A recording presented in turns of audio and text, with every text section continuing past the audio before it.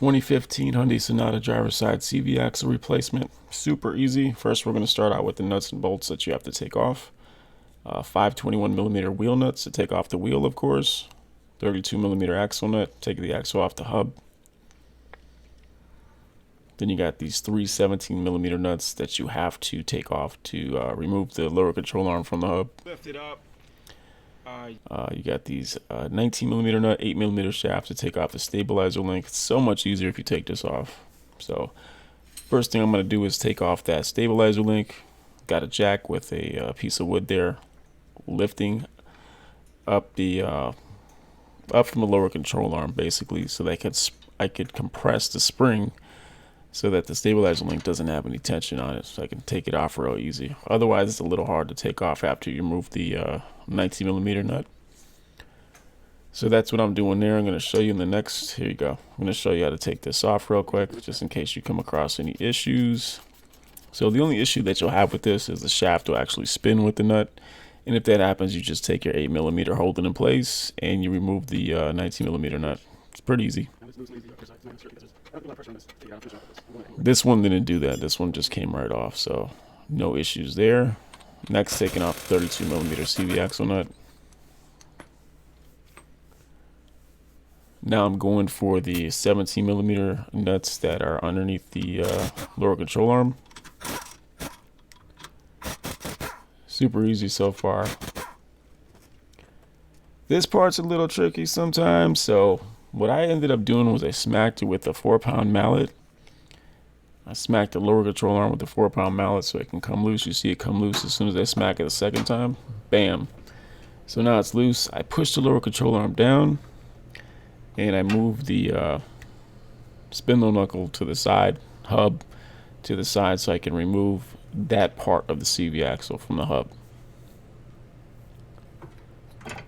And if yours doesn't slide out, you might have to hit it with the hammer from the other side. But if you're reusing it, be careful because that metal is very soft. This is a front wheel drive axle puller adapter that I'm putting onto a slide hammer. There it is, front wheel drive axle puller adapter. This is what it's supposed to look like when you're taking off the axle. So when you put the slide hammer in there, that's how you have to have it placed in order to take it off.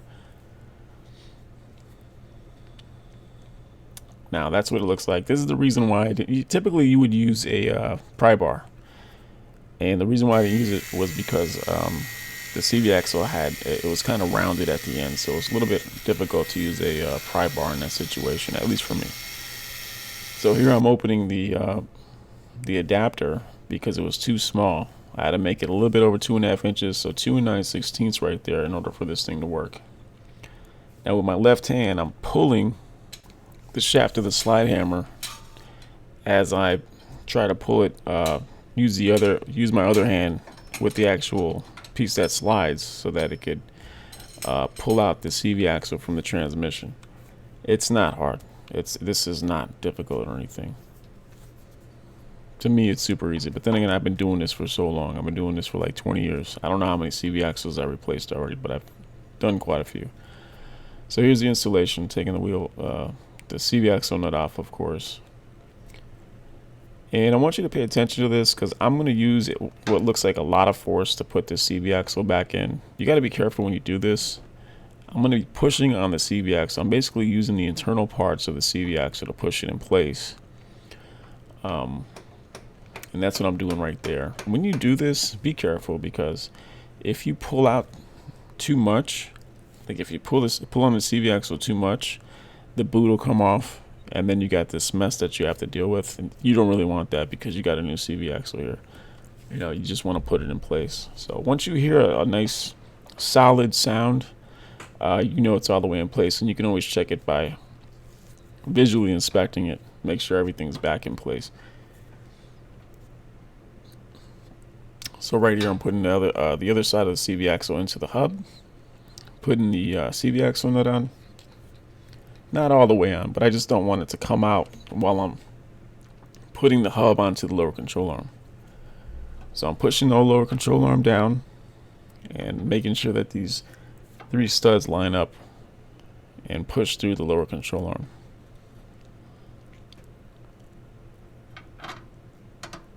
Now I weigh 185 pounds. I was putting all my weight on there. So if you're a little bit smaller, it might be a little bit, you might need a little bit of help. But it wasn't too much of a problem for me. I've done, like I said, I've done these for so long. So now I'm going to secure these nuts.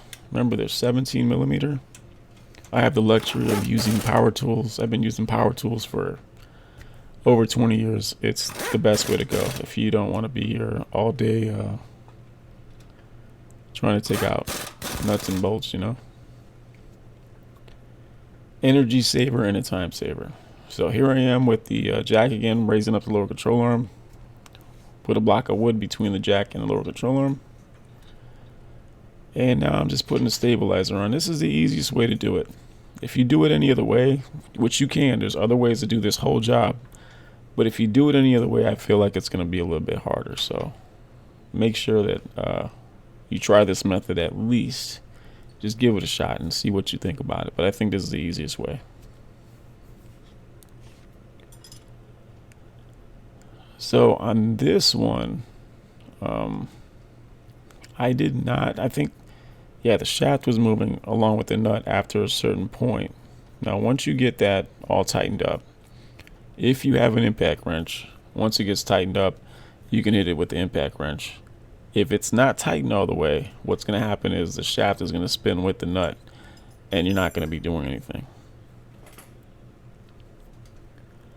And that'll happen if you use this method. Now, if you don't and you get the stabilizer link in there, and it has a lot of pressure against it, a lot of tension, you might be able to get away with that. But if you don't, you might want to use this method. Next, I'm going to secure the wheel nut. And I just want to let you know that there's going to be a link down at the bottom of the description with all the torque specifications. I do torque everything. I just don't show it because I feel like you should know how to torque stuff. And there should be videos out there on how to torque nuts and bolts. But it says it right there, torque everything back to specs. And now I just got to spike the wheel nut. And after that, I'm done. Make sure you spike this wheel nut, because if you don't, with vibration and time, it can loosen up and you can have vibration on whatever side you worked on as you accelerate, or maybe even worse. You know, I've had that happen before to a friend, and I had to diagnose that for him. So I hope this helped you out, and please like and subscribe. Thanks.